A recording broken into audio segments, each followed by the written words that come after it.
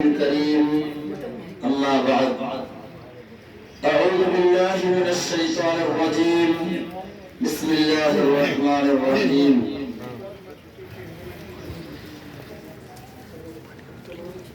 نحمده ونصلي على رسوله الكريم أما بعد فأعوذ بالله من الشيطان الرجيم بسم الله الرحمن الرحيم إن الله لا يغير ما بقوم حتى يغيروا ما بأنفسهم صدق اللہ العظیم۔ محترم دوستو، آج کی اس رونق بزم میں میرا موضوع سخن ہے 26 جنوری یوم جمہوریہ۔ آج کے روز آپ ہندوستان کے جس کونے میں، جس گلی اور کوچے میں چلے جائے، خواہ وہ شہر ہو یا دیہات، گاؤں ہو یا قصبہ، ہر جگہ ہر صبح 26 جنوری یوم جمہوریہ کے نغمے سنائی دیں گے۔ کہیں سے شہیدان وطن کے وعدہ تحسین کی آوازیں آئیں گی تو کہیں سے یوم جمہوریہ کی خصوصیات کے نغمے سنائی دے گی، کسی سمت سے جمہوریت کے خون پر ماتم ہونے کی صدا سنائی دے گی تو کسی جانب جمہوریت کے فوائد و قواعد اور مدحوش کر دینے والے پراثر نغموں کی گنگناہٹ سنائی دے گی۔ اب آپ کے دل میں یہ سوال پیدا ہوتا ہوگا اور یہ خیال گردش کر رہا ہوگا کہ آخر جمہوریت کس چیز کا نام ہے اور یوم جمہوریہ کیا ہے، اور یوم جمہوریہ کا جشن آج کا دن یعنی 26 جنوری ہی کو کیوں منایا جاتا ہے۔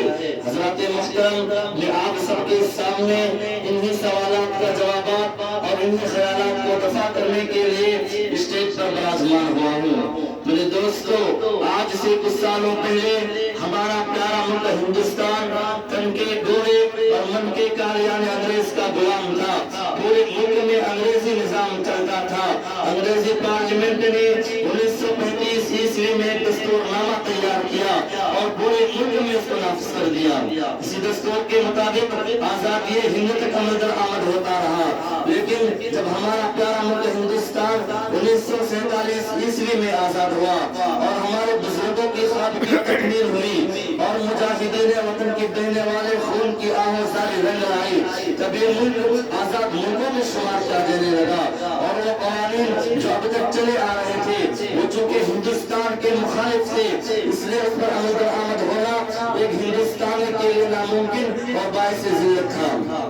اس لیے ضرورت پڑی اس بات کی کہ کچھ ایسے قوانین اور ضوابط بنائے جائے جو ایک ہندوستانی کے لیے ممکن العمل اور واجب الاطاعہ ہو۔ چنانچہ اس ضرورت کی تکمیل کے لیے پارلیمانی انتخاب کرایا گیا اور اس پارلیمانی انتخاب میں تقریباً 450 اراکین پارلیمنٹ منتخب کیے گئے، جن میں سے تقریباً 35 ممبران پارلیمنٹ مسلمان تھے اور ان 450 اراکین پارلیمنٹ نے آئین سازی اور وضع قوانین کے لیے 13 کمیٹیاں تشکیل دی اور ان 13 کمیٹیوں نے اپنے اپنے مسودات تیار کیے۔ بعد میں ایک ساتھ اپنی کمیٹی تشکیل دی گئی جس کا صدر بھیم راؤ بابا صاحب امبیڈکر کو نامزد کیا گیا۔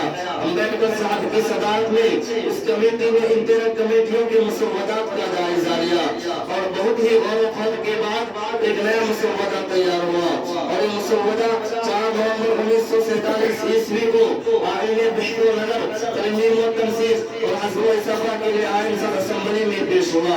26 جنوری 1947 عیسوی کو یہ مسودہ عام لوگوں کے لیے شائع کر دیا گیا۔ ترمیم و تنسیخ کے لیے 2000 سے زائد تجاویز موصول ہوئے۔ ترمیم و تنسیخ اور حزب و اضافہ کے بعد یہ مسودہ 26 جنوری 1949 عیسوی کو قانون ساز اسمبلی یعنی پارلیمنٹ میں پیش ہوا اور تمام لوگوں نے اس پر رضامندی کا اظہار کیا، لیکن یہ دستور ابھی نافذ نہیں ہوا تھا۔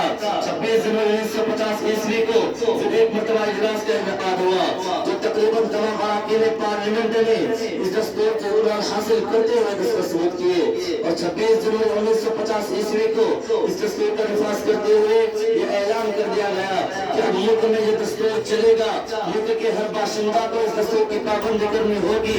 اس دستور کے تحت یہ ملک جمہوری ملک ہے اور جمہوری ہونے کا مطلب یہ ہے کہ اس ملک کے ہر شہری اور باشندہ کو بنیادی حقوق دیے گئے ہیں۔ ہر شخص کو اپنے مذہب اور رسم و رواج کے مطابق زندگی گزارنے کی مکمل آزادی ہے۔ इस मुल्क में रहने खाने और पीने की मुकम्मल आजादी है। इस मुल्क के हर बाशिंदे को हर एक चीज में मुसावी और बराबरी का हक है। हमारा प्यारा मुल्क हिंदुस्तान तमाम जमहूरी मुल्कों में सबसे बड़ा जमहूरी मुल्क है। हज़रात मोहतरम, अब आपके दिल में ये ख्याल सिरे रमा की तरह गर्दिश कर रहा होगा कि जब हमारा दस्तूर 26 नवंबर 1949 ईस्वी को पाए तकमील को पहुंच चुका था, तो मजीद 2 महीने का इंतजार करना क्यों पड़ा? तो इसको समझने के लिए हमें 1930 ईस्वी तक वापस जाना पड़ेगा। दरअसल 26 जनवरी 1930 ईस्वी को कांग्रेस पार्टी ने आजादी का एक बिल बनाकर गवर्नमेंट ऑफ इंडिया के सामने पेश किया और आजादी का ऐलान कर दिया। मगर बदकिस्मती कहिए कि उनका बिल कामयाब ना हो सका और आजादी का ख्वाब चिकनाचूर हो गया। लेकिन कांग्रेस हर साल 26 जनवरी को यौम आजादी के तौर पर मनाने लगे। यहाँ तक कि हमारा प्यारा मुल्क हिंदुस्तान 1947 ईस्वी में आजाद हो गया। तो उस वक्त चूंकि कांग्रेस पार्टी का ही जोर था, इसलिए उस पार्टी ने बतौर यादगार के दस्तूर हिंद के निफाज के लिए 26 जनवरी का इंतखाब किया। इस तरह से अब हमारा ये मुल्क जमहूरी मुल्क है और यहाँ के बाशिंदे 26 जनवरी को यौम जमहूरिया के तौर पर मनाते हैं। मैं इन्हीं चंद बातों पर अपना तकरीर खत्म करता हूँ।